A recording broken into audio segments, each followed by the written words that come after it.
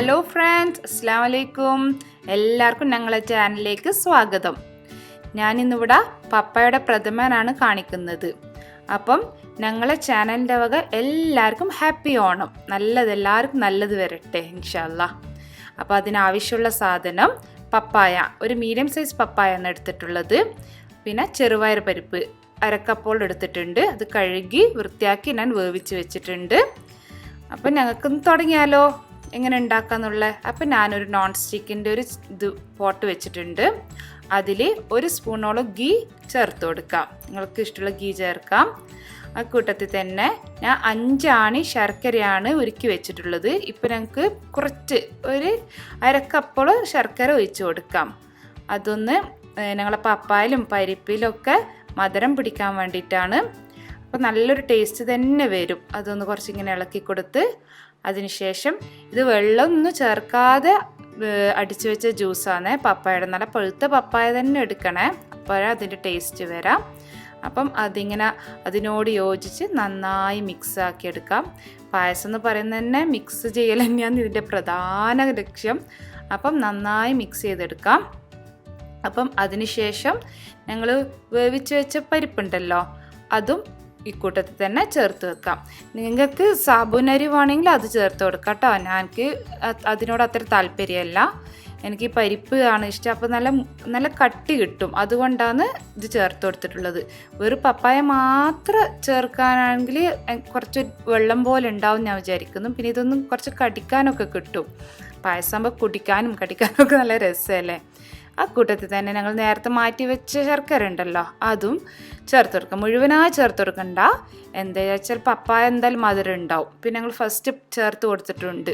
അപ്പോൾ നല്ല മധുരമാവണ്ട. അപ്പോൾ ഒരു കുടിച്ച് കഴിഞ്ഞാൽ നല്ലൊരു മസ്തായിരിക്കും. അത് വരുത്തി വെക്കണ്ട. അപ്പോൾ ഇത് മൂന്നും കൂടി നന്നായി യോജിപ്പിച്ച് എടുക്കുക. കൈയെടുക്കാതെ ഇളക്കണം കേട്ടോ. എൻ്റെ ഇത് നോൺ സ്റ്റിക്കാണ്ട് അടിക്ക് പിടിക്കില്ല എന്ന് എനിക്ക് ഉറപ്പാണ്. നിങ്ങൾ സ്റ്റീലിൻ്റെയോ മറ്റ് പാത്രം എടുക്കുകയാണെങ്കിൽ കൈയെടുക്കാതെ ഇളക്കണം, അല്ലെങ്കിൽ പായസം പണി തരും. അപ്പോൾ അതിനുശേഷം ഞങ്ങൾ 2 പാല്, അത് ഞാനൊരു 2 കപ്പോളം എടുത്തിട്ടുണ്ട്. അതും ചേർത്ത് തേങ്ങാപ്പാലാന്നേ, അതും ചേർത്ത് നന്നായി മിക്സ് ചെയ്യുക. ഇതുപോലെ നന്നായി ഇളക്കിയെടുക്കണേ. എൻ്റെ പാത്രം കുറച്ച് ചെറുതായിപ്പോയി. നിങ്ങളപ്പോൾ അതിൻ്റെ കണക്കായിട്ട് പാത്രം തന്നെ എടുക്കണം. യോജിപ്പിച്ചെടുക്കുക, നന്നായിട്ട് ഇതാക്കാം. അപ്പം അതിന് ശേഷം കുറച്ച് ഉപ്പ് ചേർത്ത് കൊടുക്കണേ, എന്നാലും ഒരു ടേസ്റ്റ് കറക്റ്റായിട്ട് കിട്ടും. അല്ലെങ്കിൽ എന്താ പറയുക, മധുരമായൊരു കുത്തലായിട്ട് നിൽക്കും. എന്തിനും ഞങ്ങൾ ഉപ്പ് ചേർത്ത് കൊടുക്കണമല്ലോ. ഒരു പിഞ്ച് മതിയേ, അധികമായി പോരുത്. അപ്പം അതും കൂടി നല്ല മിക്സ് ചെയ്ത് ചെറുതായിട്ട് തിള വരുന്നുണ്ട്, കണ്ടില്ലേ. ചെറുതായി തിള വന്നതിന് ശേഷം ഞങ്ങൾക്ക് ഒരു മിക്സ് ചേർക്കാനുണ്ട്. അതായത് ചുക്ക് പൊടിയും ജീരകപ്പൊടിയും ഏലക്കായും ഇതും കൂടി ഞാൻ കുറച്ച് തേങ്ങാപ്പാലിൽ മിക്സ് ചെയ്തതാണ്.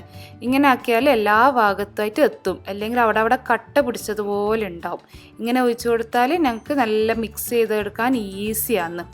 ചുക്ക് പൊടിയൊക്കെ ചേർക്കുമ്പോൾ നല്ല ടേസ്റ്റാണ്. എന്തായാലും ചേർക്കണം, മിസ്സാക്കരുതേ അത്.